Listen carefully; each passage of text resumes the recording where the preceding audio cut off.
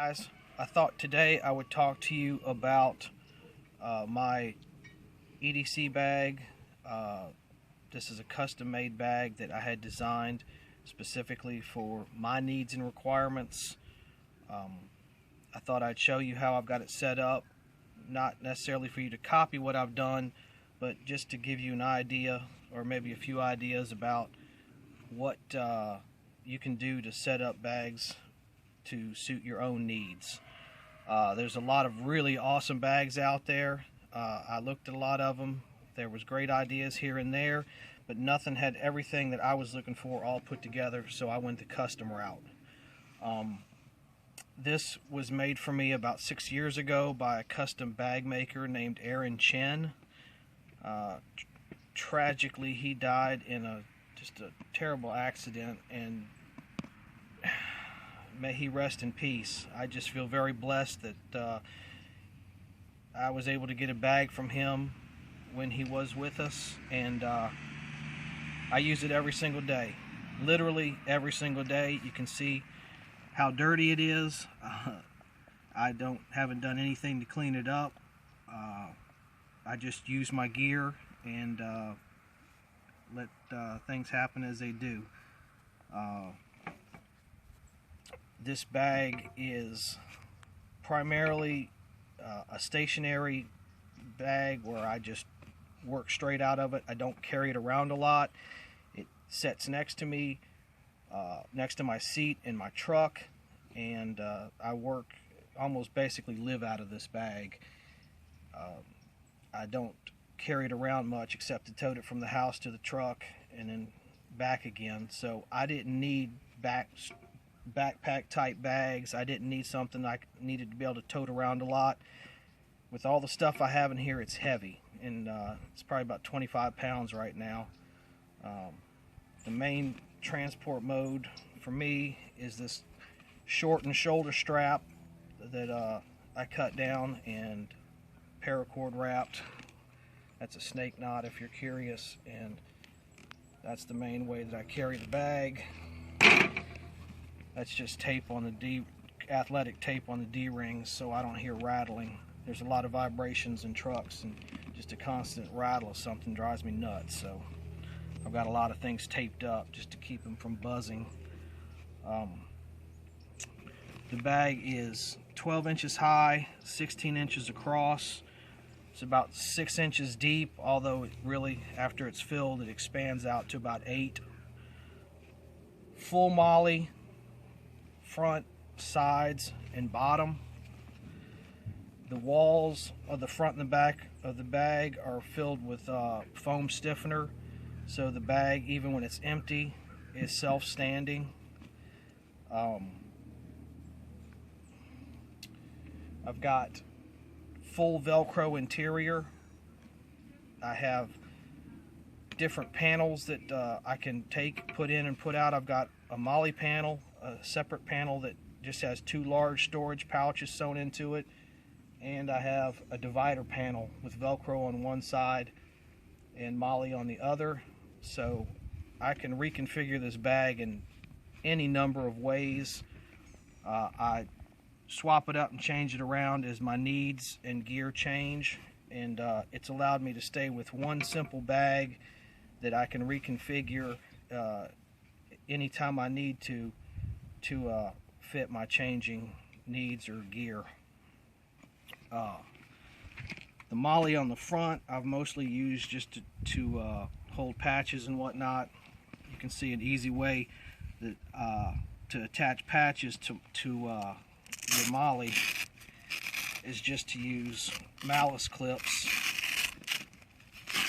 and put some industrial adhesive backed Velcro on those MOLLE strips.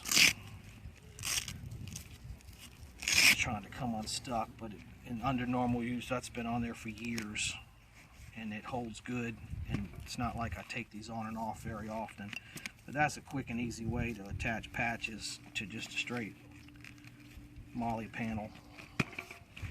I've added in my own compression straps that wrap around it. I didn't think to include them in the original design, but I've work those in on my own. Another feature of the bag, like I said, is the bottom is full molle, and that let me use these malice clips, the long malice clips, to run across and basically give me a indestructible, for the most part, bottom to this bag. Nylon, 1000 denier nylon is tough as hell, but it will rub through given enough time. So these malice clips allow this bag to set on the floor, get dirty, grind around on the grit and the sand, and leave my bag undamaged. You can see this has been, like I said, 6 years of use, and the only wear and tear has been done to the malice clips themselves. So it's not the lightest setup, but then again, I don't carry this thing a lot. It's a stationary platform for the most part. Another feature of the bag is a full-size rear bellows pocket. The main point of that pocket is to give me a fold-out front cover strap, or cover flap.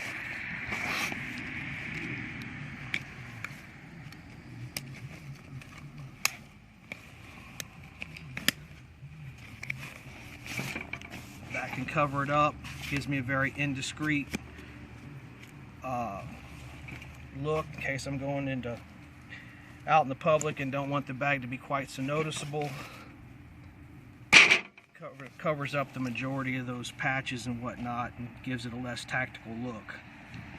Don't use that feature a lot, but it's really nice to have if I'm staying at a hotel or something like that and don't want my bag to garner quite so much attention. And that just stays tucked in there and out of the way. Alright, going across the outside of the bag, over here on this side is an ITS ETA Trauma Kit pouch. This holds major first aid items, EMT scissors on this side, and a separate small pouch on this side. This holds everything you normally need in a first aid kit. Just a huge variety of band-aids and some Neosporin. That's what you need 90% of the time, and rather than dig through a first aid kit, I keep it separate. I believe this was a NextCare band-aid case that I don't know if they still make it, but it was so great I gave it a duct tape hinge, and that's what I keep a huge supply of band-aids in. So that rides on the side for quick and easy access. This is a really cool pouch.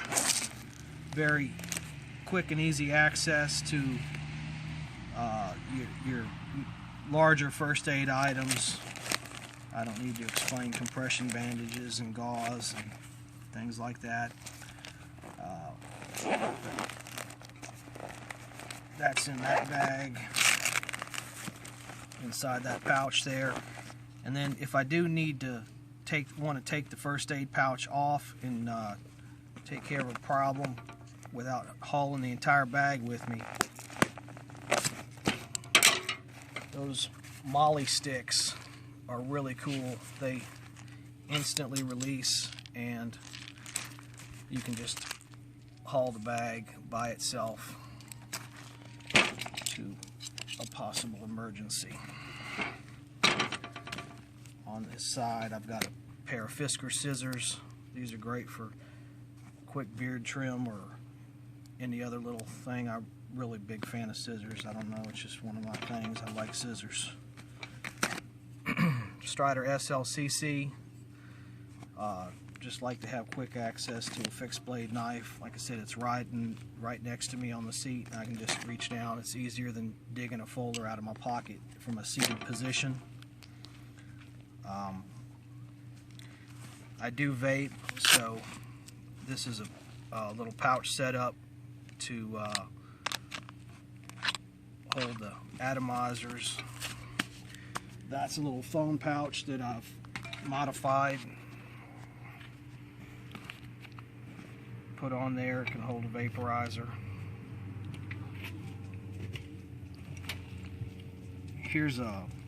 this was a Phoenix flashlight pouch that I've modified. Holds a Surefire E2L AA Outdoorsman. Not the fanciest flashlight going these days by any means, but it's ultra reliable, as all Surefire products are, and it runs on 2 AA batteries. So I know that if I can't access CR123s, I know I can find AA's somewhere. So while it only makes about 100 lumens, that's more than enough to do most anything you need, and I never have to worry about trying to find a battery source for it. This small pouch holds a Leatherman Crunch. I'm sure you're familiar with these. Very, very cool little tool. I don't use it a whole lot, but sometimes vice grips are the only thing that's going to do a job, so I like to keep those around. And I've got a secondary function for those I'll get to in a little bit. Pocket chainsaw. Don't need it very often, but it's super handy to have around. They work great, much better than the wire saws, no matter how good a wire saw you get. This one will actually do real work. And I've been stuck on the interstate before with fallen trees across the road, and it was either wait for emergency services to clear the way or get the tree out of the way myself and get on down the road. And that's where something like that can be a time saver. Strider LM, often called a nail. Tactical ice pick, basically. Use your own imagination. Like I said, this bag rides next to me in the seat of the truck, and quick and easy access to that. Another small pouch that lactate pills, Pepto-Bismol, and aspirin. 3 things that I need to grab often enough that I want them out and easy access to. This is a dump pouch that I keep folded up the majority of the time. But if I do need some extra external storage, pop that right open. It'll hold up to even a 40-ounce Hydro Flask. So I keep that on there and use that occasionally as well.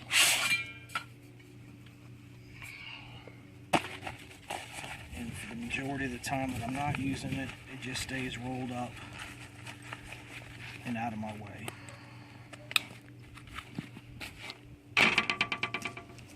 That about covers the outside of one more of the Bellows pouch. Down the side of there, again, I'd rather be over-prepared than under-prepared. So in there is riding a couple of serious emergency type tools.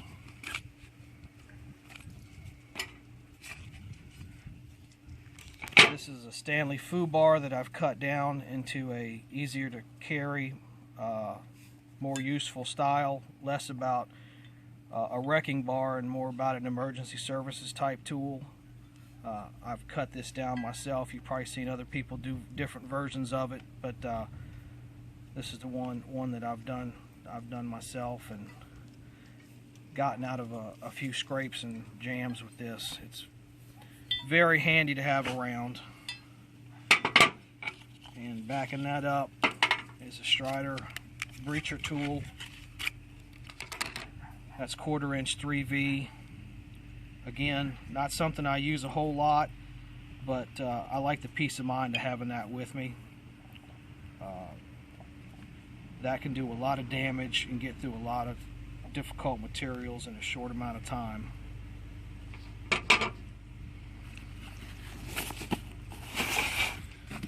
Moving on to the inside of the bag. Try to one thing. You probably wonder what these are for. Again, this bag rides next to me. in the truck. That's a standard mouse pad that I've added the Fastex buckles to, and as I'm riding down the road, that just sits on there and my phone just rides right on top of it. Keeps it from sliding around and keeps it within quick, easy reach in case it's necessary. And it just, with the limited storage in the truck, that's just what I've come up with to keep my phone or other handy items with me.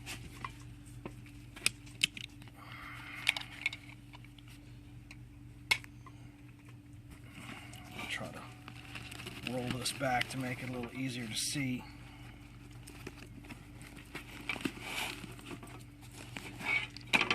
The interior of the bag, this is just a Dopp Kit. It's got toothbrush, toothpaste, mouthwash. I keep some of my daily vitamins and a little bit of medication in that bag. This is another dump pouch, just like the one on the side, but it's affixed to the molly wall that's in here, and it's hanging against the side of the bag.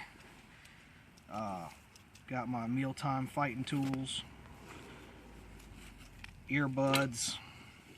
This is a tube, a plastic shipping tube that I modified by lining it with terry cloth or one of those microfiber rags, and then just used the plastic end caps to hold it in place. And I wear prescription lenses, so this allows me, as I'm riding down the road, to swap between daytime and nighttime glasses without having to fool around with eyeglass cases. Just a quick fold and drop, and I don't have to fiddle and fuss around with those things. I do keep a nice fold-up case with me on the off chance that I need it, but for the most part, I never have to touch it. That's just the rest of the shipping tube that I keep a full-size lens cloth in. It's much easier than messing around with these little guys that get dirty so quick. Here's a small Maxpedition pouch, again riding on the molly wall that's inside of there. Just Bluetooth, backup HDS EDC light, a few odds and ends, just keep chapstick, eye drops, just little things I might need to grab it and don't want to have to dig around. Just keeps everything organized. Pouch I don't need to access very often, but again, I like to have backups for things. There's a thin pair of thin pair of gloves in there. I've got a heavier set of gloves in there, and just got a couple of pieces of headgear in there. When you start going bald, it's nice to be able to cover up the shine. This toothbrush holder tube is not actually holding a toothbrush, holding zip ties. This is a great way to carry spare zip ties and keep them from being such a mess. I've got a small piece of shot cord that's tied into the bag back to the pouch there, and keeps that well behaved.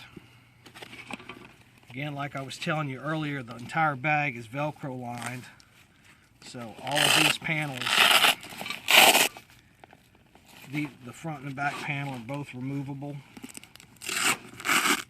so I can swap them around. As you can see, this is the pouch. This is the panel that has the two pouches sewn into it. So on this side of the pouch, this is just a small odds and ends bag. I've got some spare batteries in there, earplugs, hearing protection, some spare side shields. I've got a bunch of various charging cords and adapters for all our modern conveniences that need 100 different ways to be charged. Got to carry a spare folder with me because that's just how I roll. In that corner I've got a Strider EBLTSS. Again, not something I need to use a lot, but I'd rather have it and not need it than need it and not have it. Setting in there under this pouch, under this little pouch, is a Spec Ops. They call this the op order pouch. It's one of the logistical pouches like you see so many companies making, but I'm really fond of this one. Extremely overbuilt, but it's very well laid out, very useful for organization, and I've just got a multitude of tools in there. Probably my most used is this combination. I've got flathead, Phillips, square drive, Torx, and Allen wrenches, all right there. And I use this mushroom T-driver in place of a longer, more awkward screwdriver type setup. I can get massive torque with that, and it's in a nice, convenient, small shape. If I do need more reach, I've got an extension built in, or in my bag, that I can add, and I can take care of a lot of problems with that simple little kit right there. I don't need to go through all this stuff for you guys. Some WD-40 grease. I've got the flattened out 1-inch roll of Gorilla Tape, and I've got another flattened, re-rolled standard Gorilla Tape size. Magnetic pickup. These are very handy for, like, you drop a screw or something down a heater vent. This is probably going to be your only shot at getting it back. Don't use it often, but boy, when you need it, it's wonderful to have. That's an interesting little tool. It's a of course I brain fart on who it's called, but this is called a Grip S, and Solcoa, I believe, is the brand, the company that makes it. This is a little kit that allows you to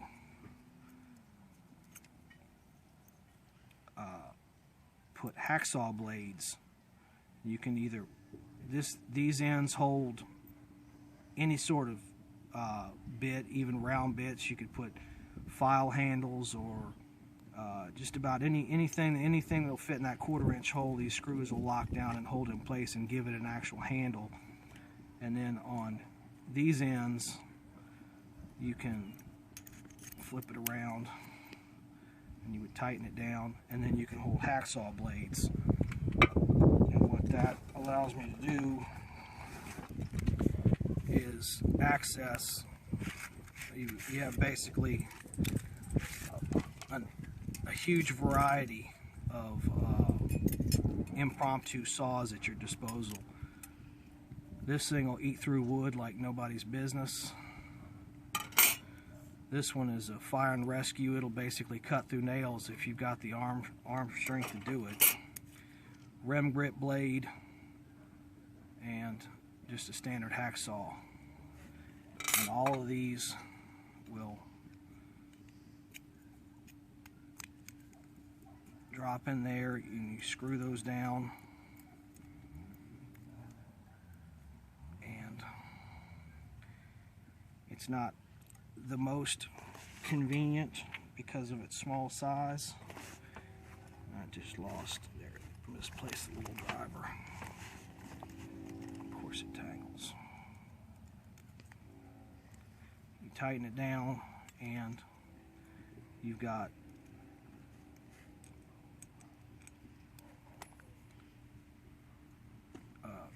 really nice, quick, small, compact, but very useful saw kit. I was mentioning the Leatherman Crunch earlier. If you don't want to buy this kit, but you still want to have a hacksaw, any sort of reciprocating saw blades with you, if you do own a Leatherman Crunch, you can take a Dremel wheel, cut that tab off the back, cut a notch through that hole,